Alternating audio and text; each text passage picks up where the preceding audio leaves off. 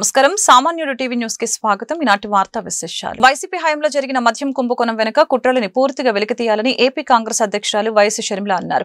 ఇది ఓ ఆర్థిక నేరమని, black money కోసమే డిజిటల్ పేమెంట్ ని నిలిపివేశారని ఆరోపించారు. ఈ విషయంలో ప్రజలకు మాజీ సీఎం జగన్ సూటిగా సమాధానం చెప్పాలని ఆమె డిమాండ్ చేశారు. గన్నవరం విమానాశ్రయంలో మీడియాతో షర్మిల మాట్లాడారు. మద్యం కుంభకోణంలో తయారీ నుంచి చివరి కొనుగోలు వరకు అవినీతి జరిగిందని అర్థమవుతోంది. ప్రపంచంలో ఎక్కడా లేని విధంగా ఈ డిజిటల్ యుగంలోనూ కేవలం నగదు రూపంలో అమ్మకాలు చేశారు. 3,500 కోట్ల మద్యం స్కామ్ మాత్రమే కాదు, పన్నులు ఎగ్గొట్టాలని క్యాష్ తోనే అమ్మకాలు చేశారు. ఈ మొత్తం వ్యవహారంపై పూర్తి విచారణ జరగాలి. నాన్ డ్యూటీ పేమెంట్లు మొత్తం బ్లాక్ లో జరిగాయి. బ్రాండెడ్ మద్యాన్ని నిలిపివేసి చీఫ్ లిక్కర్ ను ఎందుకు ప్రోత్సహించారు? ఇదంతా కుట్రతో జరిగింది. 5 ఏళ్లలో 30 లక్షల మందికి కిడ్నీ సమస్యలు వచ్చాయి. 30,000 మందికి పైగా చనిపోయారు. సీఎం చంద్రబాబు ఈ అంశాలపై దృష్టి పెట్టాలి. రిషికొండను ఎందుకు త్రవ్వారో ఇంతవరకు జగన్ సమాధానం చెప్పలేదు. వివేక హత్య కేసులో సాక్షి ఛానల్లో తొలుత హార్ట్అటాక్ అని ఎందుకు ప్రసారం చేసిందో తెలియదు. అసలు అంశాలను మరుగున పెట్టి ప్రజల్ని మభ్యపెట్టడంలో జగన్ దిట్ట అని షర్మిల వ్యాఖ్యానించారు. రాష్ట్రంలో మద్యం స్కామ్ జరిగింది. అది డిస్టిలరీస్ మ్యానుఫ్యాక్చరింగ్ దగ్గర నుంచి ఆఖరి కన్స్యూమర్ సేల్స్ వరకు కూడా ఈ అవినీతి జరిగింది అన్నది చాలా స్పష్టంగా అర్థమవుతుంది. బ్లాక్ మనీ ఉండకూడదు, వైట్ మనీలోనే అన్ని ట్రాన్సాక్షన్స్ జరగాలి అని ఇంత ఎక్కువగా ప్రాపగేట్ చేస్తున్న ఈ యుగంలో కూడా డిజిటల్ పేమెంట్స్ వీల్లేదు, ఓన్లీ క్యాష్ పద్ధతుల్లోనే మద్యం అమ్ముతాము అని ఒక ప్రభుత్వమే దీన్ని ఎంకరేజ్ చేసింది అంటే ఇది ప్రపంచంలో ఎక్కడా జరగదు. కాబట్టి ఇది ఒక ఆర్థిక నేరం. నాన్ డ్యూటీ పేడ్ లిక్కర్ ని ప్రోత్సహిస్తేనే వాళ్ళకు ముడుపులు వస్తాయి. కాబట్టి క్యాష్ పద్ధతుల్లో ట్రాన్సాక్షన్స్ జరగాలి అన్న మాట చాలా స్పష్టంగా కనిపిస్తుంది ఇక్కడ. చీప్ లిక్కర్ ని, లో గ్రేడ్ లిక్కర్ ని, హార్మ్ఫుల్ లిక్కర్ ని మాత్రమే సరఫరా చేయడంతో లక్షల్లో కోట్లలో అంత జనాభాకి ఇది ఎఫెక్ట్ అయింది. జగన్మోహన్ రెడ్డి గారు లిక్కర్ అమ్మకాలని డిజిటల్ పేమెంట్స్ లేకుండా ఓన్లీ క్యాష్ పద్ధతుల్లో నాన్ డ్యూటీ పేడ్ లిక్కర్ కోసం కాకపోతే మీరు ఓన్లీ క్యాష్ పద్ధతుల్లో ఎందుకు అనుమతించారో జగన్మోహన్ రెడ్డి గారు సమాధానం చెప్పాలి. అంతేకాదు ఇలా ట్రస్టెడ్ లిక్కర్ బ్రాండ్స్ ని కాకుండా లో గ్రేడ్ లిక్కర్ బ్రాండ్స్ కి ఎందుకు అలౌ చేశారో కూడా జగన్మోహన్ రెడ్డి గారు సమాధానం చెప్పాలి.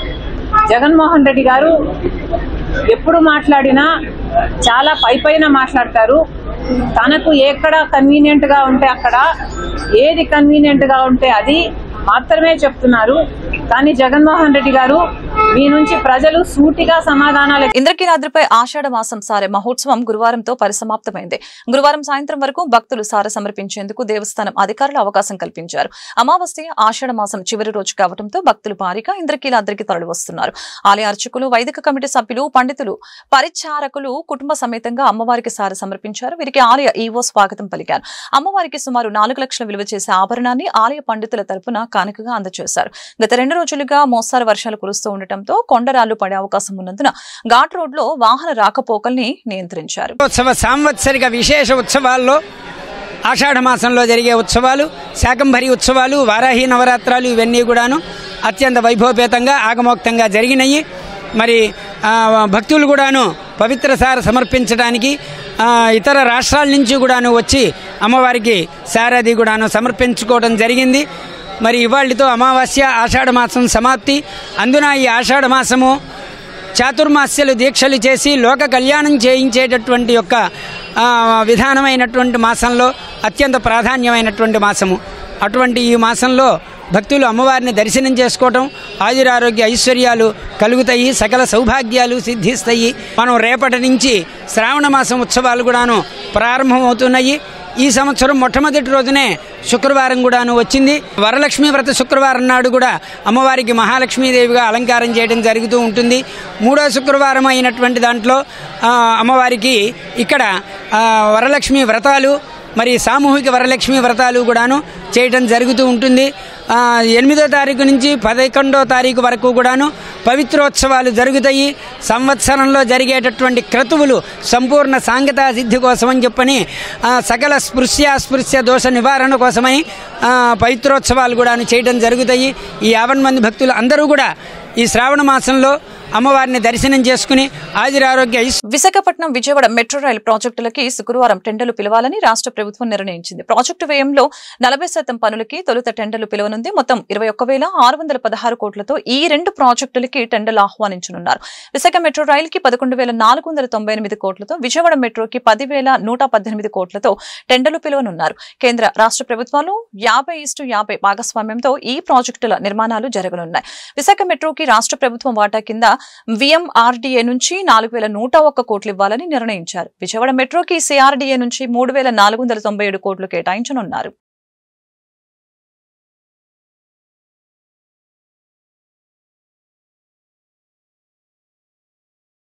విశాఖ అనుమోలు గార్డెన్స్ లోని అయోధ్య రామ మందిర నమూనా ప్రదర్శన నిర్వాహకులపై కేసు నమోదు చేసి విచారణ చేపట్టినట్లు విశాఖ సిపి శంకవ్రత బాగ్చి తెలిపారు. భద్రాచల రామ మందిరం అధికారులు ఇచ్చిన ఆన్లైన్ ఫిర్యాదుతో నిర్వాహకుల్ని విచారిస్తున్నట్లు ఆయన చెప్పారు. ఐటీ నిర్వాహకులు కూడా అయోధ్య రామ మందిరం అనే చెప్తున్నారని, వారు సోషల్ మీడియాలోనూ చేసిన ప్రచారాన్ని పరిగణలోకి తీసుకుంటామని సిపి వెల్లడించారు.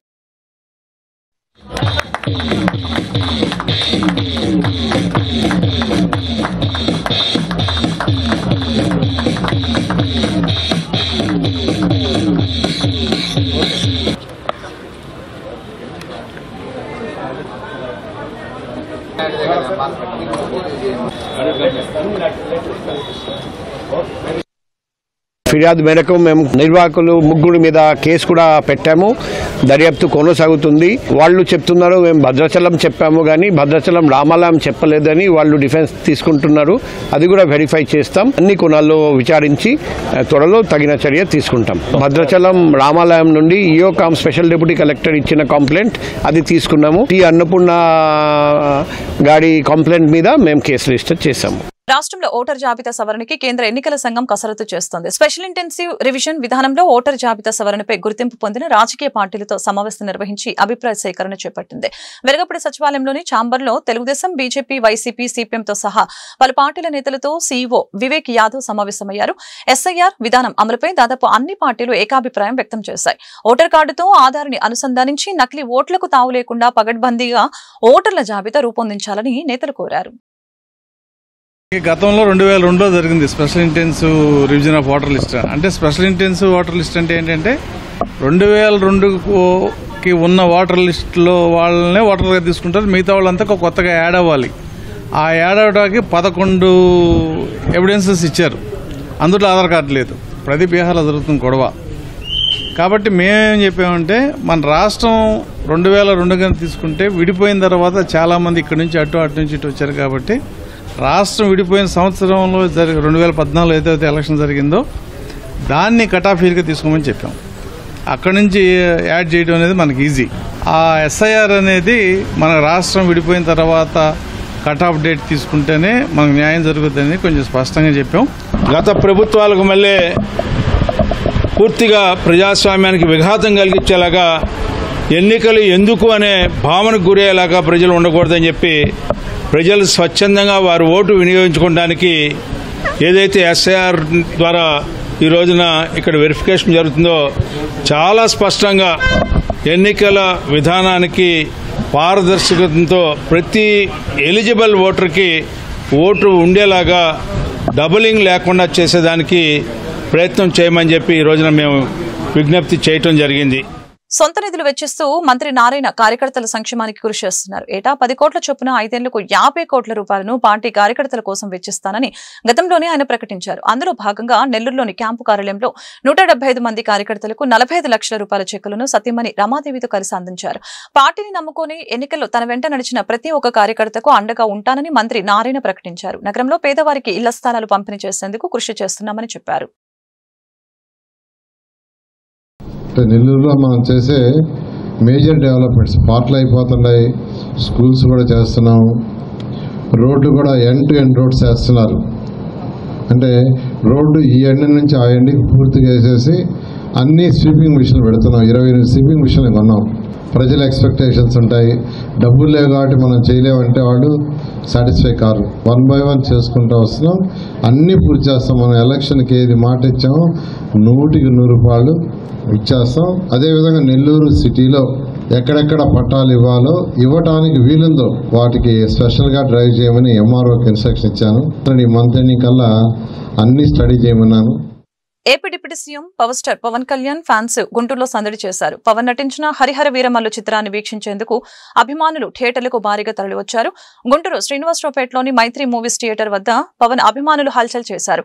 అభిమానుల కోరిక మేరకు మాజీ ఎమ్మెల్యే జనసేన పార్టీ నాయకులు కిలారి రోసియా విజయోత్సవ కేక్ ని కట్ చేసి వారితో ఆనందాన్ని పంచుకున్నారు.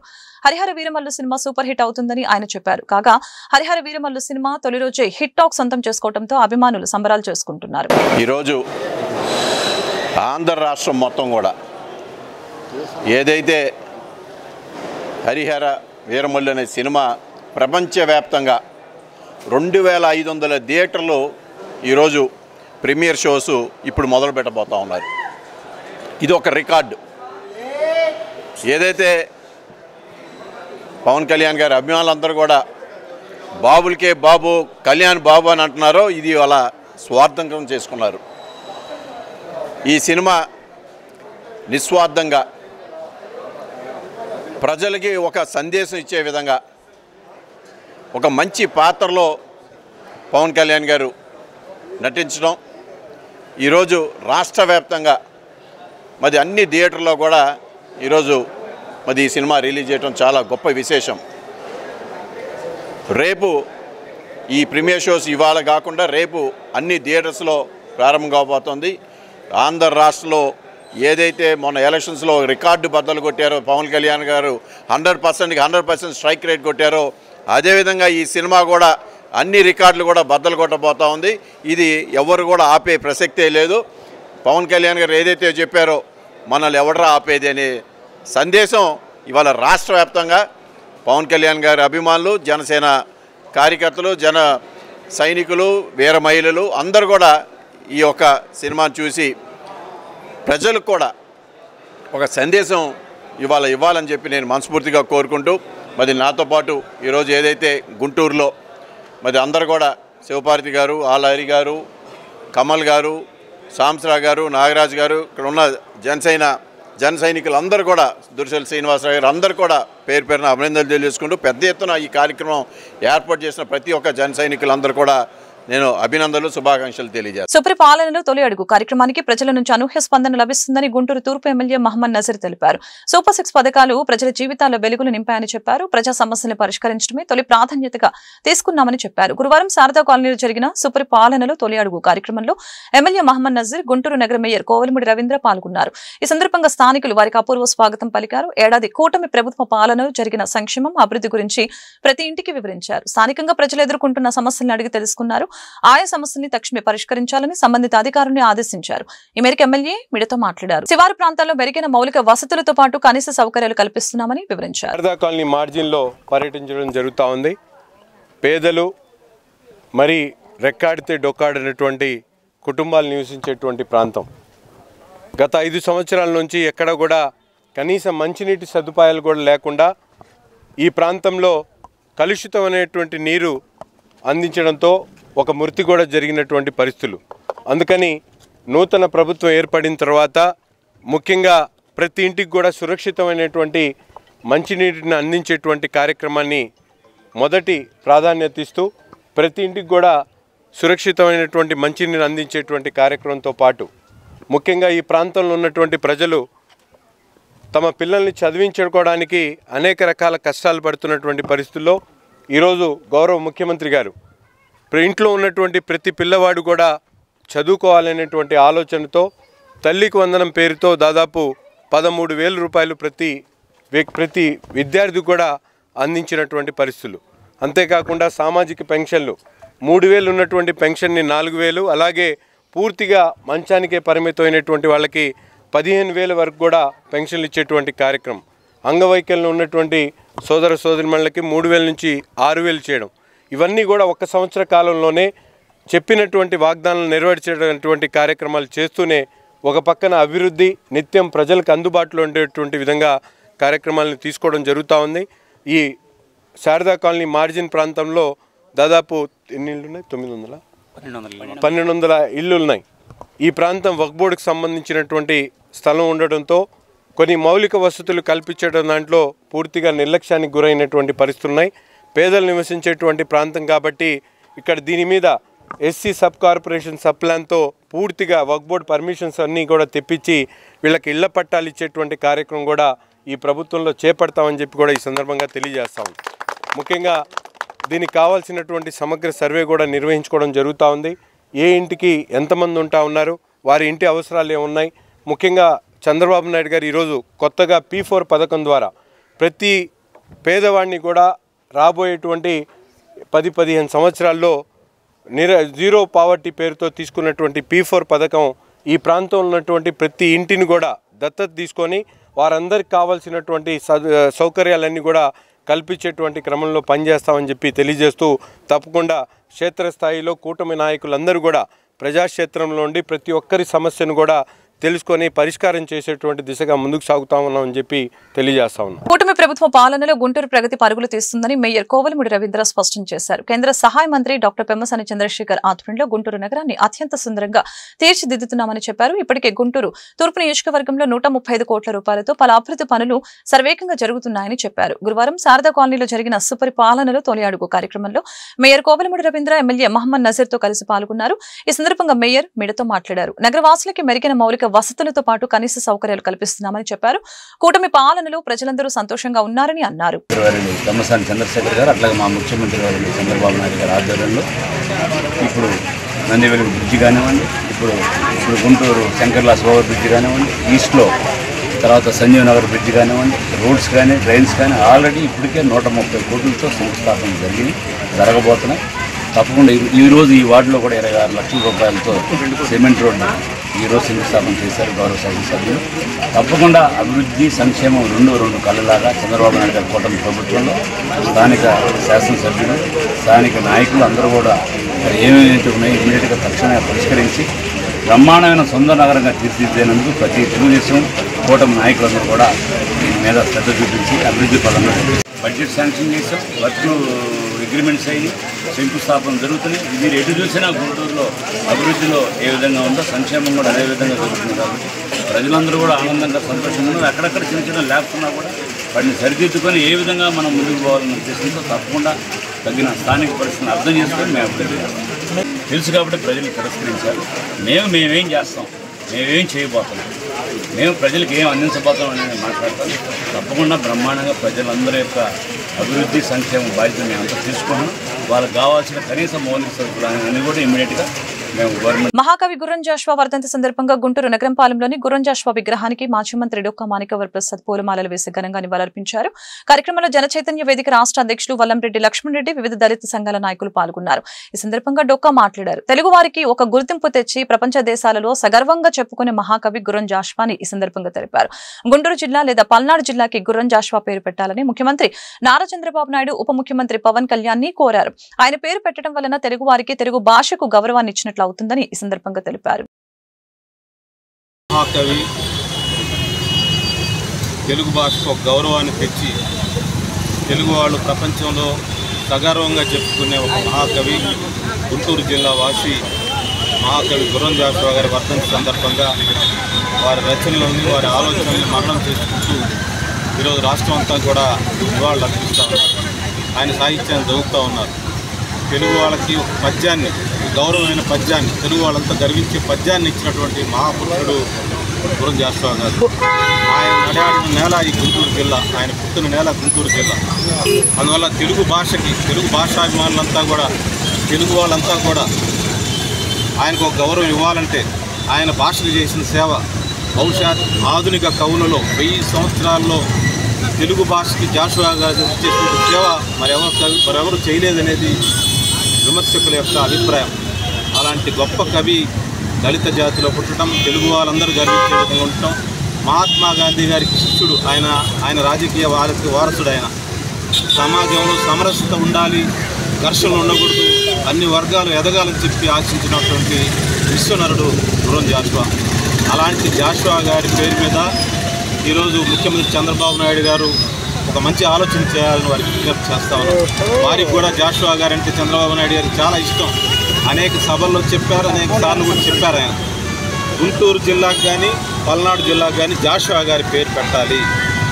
గుంటూరు జాషువా జిల్లా అని పేరు పెట్టాలి, లేదా జాషువా గుంటూరు జిల్లా, లేదా పల్నాడుకి ఆయన పుట్టిన పల్నాడుకి పల్నాడు జాషువా జిల్లా, జాషువా పల్నాడు జిల్లాగా ఏదో విధంగా పేరు పెట్టడం ద్వారా తెలుగు భాషకు ఒక గౌరవాన్ని ఇచ్చినట్టు అవుతుంది. తెలుగు భాష యొక్క గౌరవాన్ని ప్రపంచవ్యాప్తం చేసినట్టు ఉంటుంది. ఆ మహాకవిని తరాలు, భవిష్యత్ తరాలు మరింత ఆరాధించే విధంగా ఒక మంచి సాంప్రదాయాన్ని నెలకొల్పి వాళ్ళు అవుతారు. గతంలో జగన్మోహన్ రెడ్డి గారు పేర్లు పెట్టి వివాదం చేసి వర్ధన సందర్భంగా తెలుగు ప్రజలందరూ తీసుకోవాల్సిన దృఢమైన సంకల్పం ఈ సమాజంలో సామాజిక న్యాయం వచ్చేదాకా పోరాడాలని, ఈ సమాజంలో ఉన్న అసమానతలు, అవి ఆర్థిక అసమానతలు కావచ్చు, రాజకీయ అసమానతలు కావచ్చు, సామాజిక అసమానతలు, సాంస్కృతిక అసమానతలు, ఈ అసమానతలన్నీ లేని సమాజాన్ని గురం జాషువా గారు కోరుతున్నారు. కానీ ఈరోజు భారతదేశం అసమానతల్లో 105వ స్థానంలో, పేదరికంలో 134వ స్థానంలో, 336 మంది బిలియనర్స్ ఉంటే ఒక్క బిలియనర్ కూడా ఎస్టీ కమ్యూనిటీకి, ఎస్సీ కమ్యూనిటీకి చెందిన వాళ్ళు లేరు. ఆంధ్రప్రదేశ్లో ఉన్న పారిశ్రామికవేత్తల్లో 1% కూడా పారిశ్రామికవేత్తలు ఎస్సీ ఎస్టీ కమ్యూనిటీకి లేరు. 18% ఎస్సీస్ ఉన్నారు, 8% ఎస్టీలు ఉన్నారు. 26% ఉంటే 26% 1% మాత్రం లోపు పారిశ్రామికవేత్తలు, వ్యాపారవేత్తలు కొనసాగుతున్న సమాజం. అందువల్ల నవయుగ చక్రవర్తి గుర్రం జాషువా వర్ధంతి వేడుకలు గుంటూరులో ఘనంగా జరిగాయి. నగరంపాలెంలోని గుర్రం జాషువా విగ్రహానికి ఎమ్మెల్యే పూర్ల రామాంజనేయులు, గుంటూరు జిల్లా బీజేపీ అధ్యక్షులు చెరుకూరి తిరుపతిరావు, హైకోర్టు న్యాయవాది శోభారాణి పూలమాలలు వేసి ఘనంగా నివాళులర్పించారు. ఈ సందర్భంగా మీడియాతో వారు మాట్లాడారు. కవిత్వాన్ని ఆయుధంగా చేసుకుని మూఢాచారాలపై తిరుగులేని పోరాటం చేసిన మహాకవి గుర్రం జాషువా అని అన్నారు. గుంటూరులో గుర్రం జాషువా మ్యూజియాన్ని, సమాధిని పునరుద్ధరించేందుకు కృషి చేస్తామని తెలిపారు.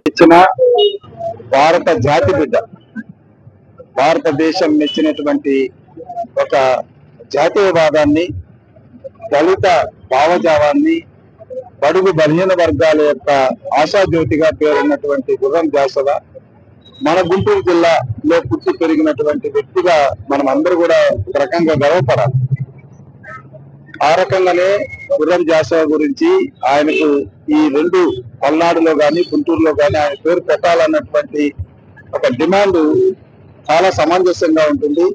అదేవిధంగా ఆయన సమాధిని పునరుద్ధరించడం కానీ, లేదా ఆయనకు ఒక కళాక్షేత్రాన్ని ఏర్పాటు చేసే విషయంలో ప్రభుత్వ సహాయాన్ని కోరడం కూడా సమంజసంగానే ఉంది. తప్పకుండా గుర్రం జాషువా యొక్క అభిమానులుగా ఎంటైర్ భారత జాతి ఉంటుంది. ఇది ఒక కులానికో లేదా ఒక మతానికో సంబంధించింది కాదు. ఒక పద్య కవిత ద్వారా సామాన్య మానవునికి అర్థమయ్యే విధంగా సామాజిక కోణాన్ని చూపినటువంటి మహానుభావులుగా గుర్రం జాషువా అందరి హృదయాల్లో ఉంటారు. సో ఆయన జ్ఞాపకార్థం ఈ రోజు ఆయన అభిమానులుగా, అంటే భారత జాతి బిడ్డలుగా ఒక జాతి బిడ్డను గౌరవించాలని కోరినటువంటి కోరికను మన్నించడం నా వంతు తప్పకుండా సహాయం అందిస్తాను. సో ఈ రిప్రజెంటేషన్ ని మా అధినేత చంద్రబాబు నాయుడు గారి దృష్టికి కూడా తీసుకెళ్తాం. సామాజిక అసమానతలు లేని సమాజం కోసం తన సాహిత్యంతో మహాకవి గుర్రం జాషువా కృషి చేశారని గుంటూరు అర్బన్ వైసీపీ అధ్యక్షురాలు నూరి ఫాతిమా తెలిపారు. గుంటూరు నగర వైసీపీ కార్యాలయంలో మహాకవి గుర్రం జాషువా వర్ధంతి కార్యక్రమం ఘనంగా జరిగింది. ఈ సందర్భంగా గుర్రం జాషువా చిత్రపటానికి నూరి ఫాతిమా పూలమాలలు వేసి నివాళులర్పించారు. కవిత్వం ద్వారా కూడా జాడ్యంపై పోరాడారని గుర్తు చేశారు. అందరికీ నమస్తే, అస్సలాము అలైకుం, వందనాలు. ఈరోజు గుర్రం జాషువా గారిది 54వ వర్ధంతి సందర్భంగా ఆయనకి ఘన నివాళులు అర్పించడం జరిగింది. గుంటూరు తూర్పు నియోజకవర్గం గుంటూరు టౌన్ కార్యాలయంలో ఈరోజు నివాళులు అర్పించడం జరిగింది. ఆయన ఆశయాలు, ఆయన ఏంటంటే దళితులకి అండగా ఉండాలి, అన్టచబిలిటీ అనేది ఉండకూడదు, చేయకూడదు. ఒక గొప్ప రచయిగా, అలాగే గొప్ప పోయిటరీగా ఆయన మన తెలుగు బిడ్డ. నెల్లూరు, మరి ఆయన పుట్టింది వినుకొండలో, ఈరోజు ఆయన చనిపోయింది మన గుంటూరులోనే. మరి ఆయన ఆశయాలు, ఆయన అన్టచబిలిటీ ఉండకూడదు, దళితులకి ఏ విధంగా అయినా ఏంటి ఎక్కువ తక్కువ అని చూడకూడదు, చేయకూడదు అని చెప్పి ఎక్కువగా, మరీ ముఖ్యంగా ఆయన పోయిటరీలో ఈరోజు గబ్బిళం అనే పోయిటరీ ఈరోజు ప్రతి ఒక్కళ్ళు కూడా ఎక్కువగా చూసుకునేది. ఎందుకంటే ఆయన రచించిన దాంట్లో ఒక పెయిన్ ఆఫ్ దళితులు, ఎందుకంటే ఆ కాలంలో అన్టచబిలిటీ అనేది ఎక్కువ ఉంటుంది కాబట్టి దళితులు నొప్పి, వాళ్ళ కష్టం, వాళ్ళ ఇబ్బంది ప్రతి ఒక్కటి తెలుసుకొని ఆయన ప్రతి ఒక్కటి కూడా ఆయన రాసేవాళ్ళు. ఆయన ఆశయాలు, ఆయన మరి ఏ విధంగా ఎవరు ఎక్కువ కాదు తక్కువ కాదు, మనం అందరం సమానమే అని చెప్పి ఆయన పోరాడారు. దానికి మనం అందరం కలిసి ఆయన ఆశయాల్ని ముందుకు తీసుకెళ్తూ రాబోయే తరాలకి ఆయన చేసిన ప్రతి ఒక్కటి కూడా గుర్తు తెస్తూ ఆయనకి నివాళులు అర్పించుకుంటా ఉన్నాం. Thank you. ఈ వార్తలు ఇంతటితో సమాప్తం. మరొక బులెటిన్లో మళ్ళీ కలుద్దాం. నమస్కారం.